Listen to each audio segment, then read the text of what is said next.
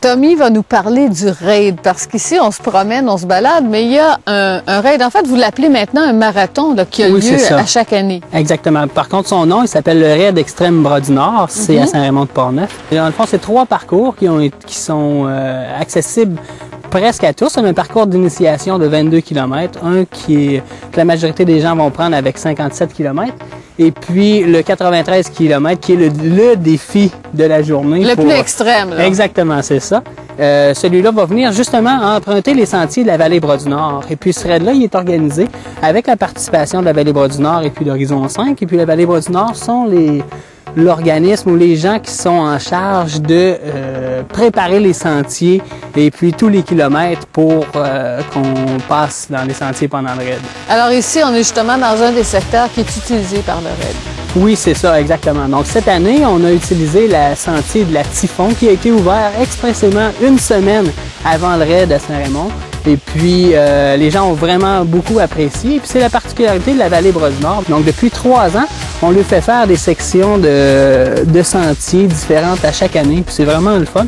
On est rendu un des plus gros raids au Québec avec, on frôle 800 personnes de participants. Alors, c'est quand même quelque chose d'important. C'est le fun presque pour tous, mais disons que pour quelqu'un qui est quand même capable de faire 4 heures de vélo, c'est un bel événement à venir participer. Le niveau technique n'est pas trop élevé, mais quand même assez pour que ce soit un défi. Les participants de tous âges? De tous âges. Il y en a au-dessus de 70 ans. Et puis, les plus jeunes ont 15 ans parce que il y a des distances minimales que les âges peuvent faire. Donc, il faut que ce soit à l'intérieur de 20 km pour que les cadets, donc ceux de 15 ans, puissent participer. Quand on joue dans le bois, quand on joue dans la boue, il faut s'attendre à avoir parfois des petits ennuis. Si t'arrives, Tommy? Oui, ben, c'est une petite crevaison que j'ai eue.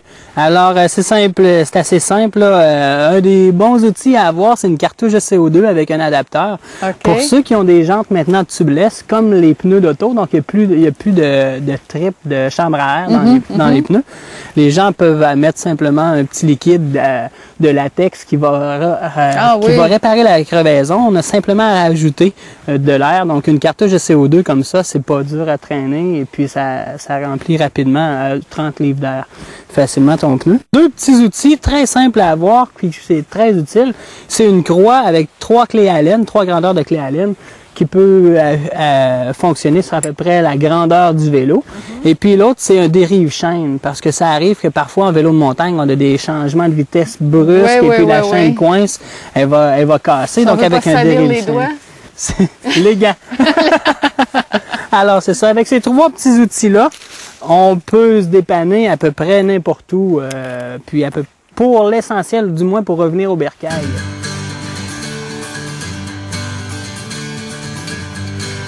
Il y a un volet très intéressant à la coop Vallée-Bras-du-Nord. C'est un programme de réinsertion des jeunes au travail. Et Antoine, tu t'occupes de ça un peu.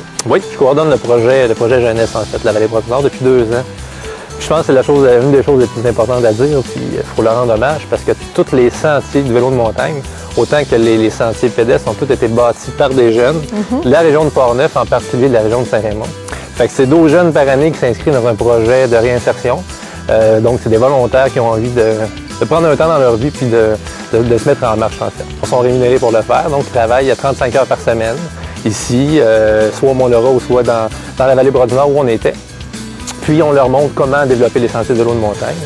Puis, on a aussi une approche novatrice, donc une approche où on croit beaucoup à la nature comme outil d'intervention. Fait qu'avec les jeunes, on les amène à vivre des expériences de plein air aussi, donc des formations de kayak, formation de canot. On part en expédition avec eux aussi. On fait de la survie. Fait que c'est un projet qui est très, très complet, qui les amène soit à un retour aux études par la suite ou sur le marché du travail, mais de façon stable. Ça donne des résultats? Oui, il y a un grand taux de réinsertion. Je dirais à peu près 85% des jeunes qui réussissent à se mettre en marche après le projet.